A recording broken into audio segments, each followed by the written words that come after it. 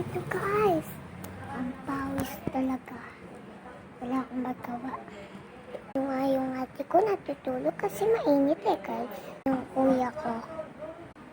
Yan yung labas guys. Init talaga sobra. Pero ganyan lang kita sa cellphone. Init lang panahon. Bahay namin. Maganda. Teka, wait lang. May sasabihin ko sa inyo. Oh yes!